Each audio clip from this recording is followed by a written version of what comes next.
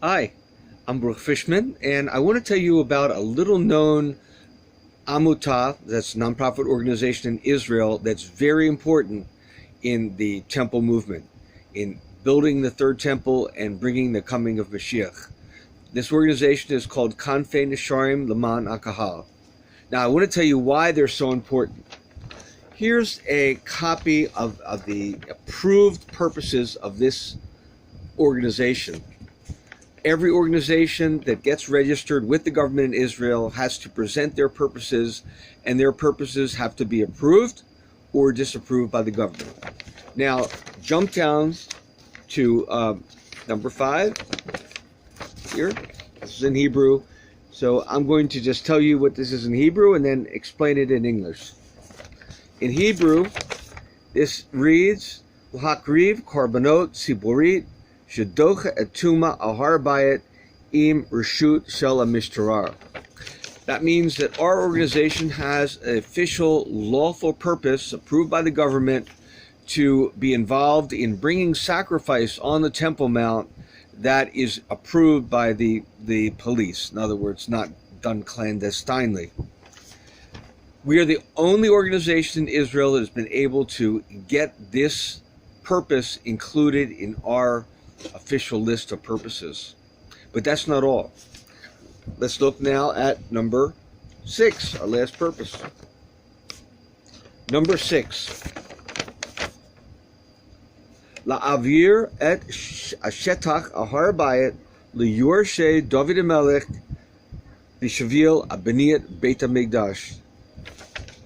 In English, that means that our approved lawful purpose is to transfer, bring back ownership of the Temple Mount, to register it in the name of the all-male descendants of King David, the all-male descendants of King David who purchased the Temple Mount for all of Israel, to do this for the purpose of rebuilding or building the third temple. We are the only Amutah in all of Israel that has gotten permission to include in our purposes, and as part of our lawful list of purposes, building the third temple. Other organizations that tried have been turned down. And this is very important because this means that when we are involved in this activity, we are involved in a lawful activity, and so we should get approval from the courts. Now, what we've done is to transfer our privilege to the 2 main organizations that have really done the most and are the most prepared to offer sacrifice on the Temple Mount and even to begin the task of rebuilding the third temple. And that's the Sanhedrin, the reconstituted Sanhedrin. It's currently administered by Rabbi Hillel Weiss, and the Temple Institute that was founded by Rav Ariel and is still supervised in all its activities by Rav Ariel, and is prepared at any moment because they have all the vessels, all the clothing, all the trained priests, and a mobile altar to offer communal sacrifices on the Temple Mount on the holidays. But they haven't been able to get permission from the government. And so by transferring our privilege to the Temple Institute, we are assisting them in getting that permission. They can go to court and say, we're doing this in cooperation or on behalf of Kanfei Nesharim Leman HaKahal, which has official legal purpose to work on this project of bringing sacrifice on the Temple Mount. The courts should have therefore approved their request to bring sacrifices on the Temple Mount, which they have not been able to achieve that permission up till now.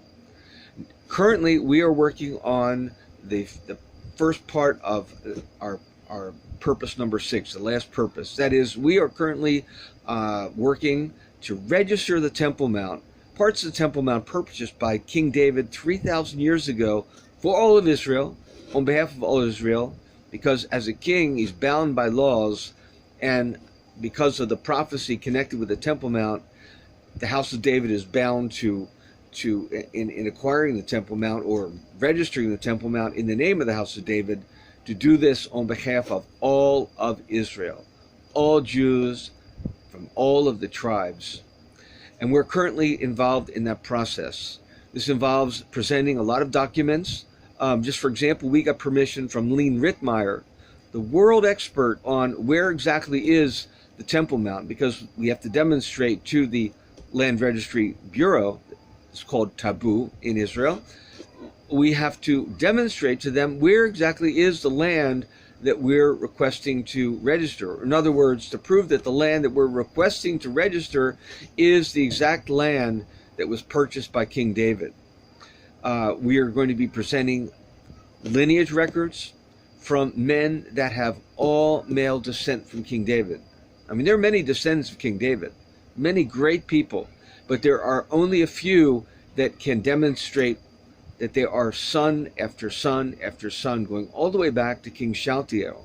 And this is essential because inheritance in the house of David is from father to son. So it's the male descendants that can claim that we stand as the inheritors of this purchase, which was made on behalf of all of Israel and is on behalf of all of Israel.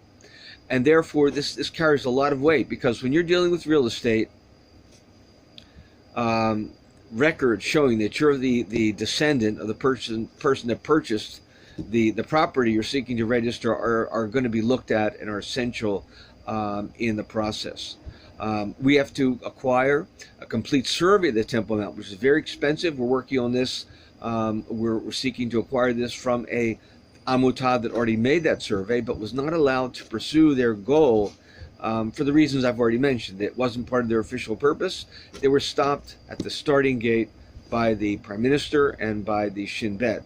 And we are, because we are working to avoid that problem. We're also working with Israel Auerbach. Israel Auerbach was a stellar soldier, a picked to go on missions for General Sharon. He was an advisor to the Mossad.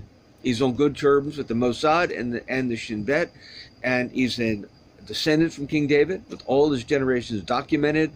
And he was anointed by the Admor Elimelech, who descends from the Baal Shem Tov, as a king of Israel over 15 years ago. And the anointment was done in accordance with Jewish law. It was done close by the fountain, the bathing fountain of the prophet Samuel, who founded the house of David. And this fountain is on Israel Auerbach's property. And he's going to be managing the Temple Mount in accordance with Jewish tradition that the reigning king manages the Temple Mount. But the ownership will be registered in the name of the all-male descendants of King David. Now, just before I finish, put yourselves in their shoes.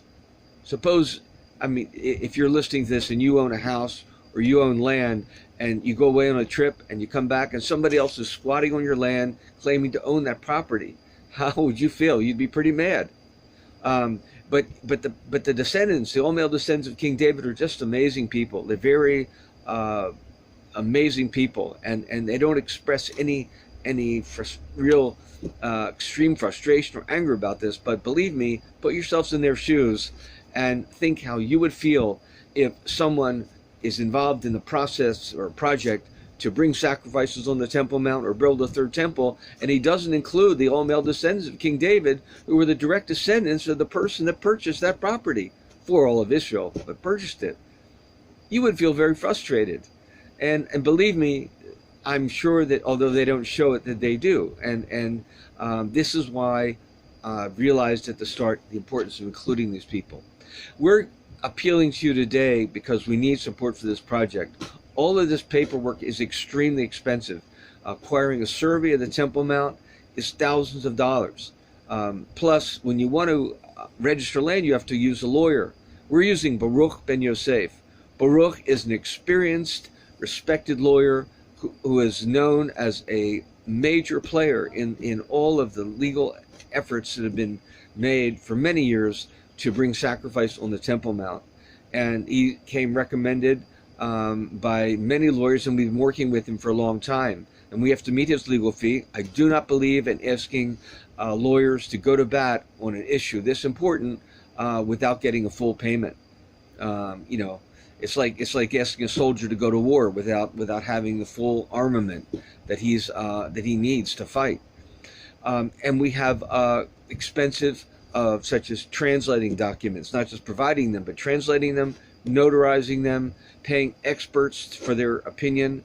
And we want an expert on biblical exegesis because although many Jews, religious Jews, believe that the Torah is the literal truth, we're bringing our registration process before people that work in Tabu that may have any type of opinion about the Torah. But the Torah is a written document that according to experts was written by more than one person, so that we have proof in the book of Samuel that King David purchased the Temple Mount, and proof in the book of Ecclesiastes, Divrei Yomim in Hebrew, that King David purchased the Temple Mount.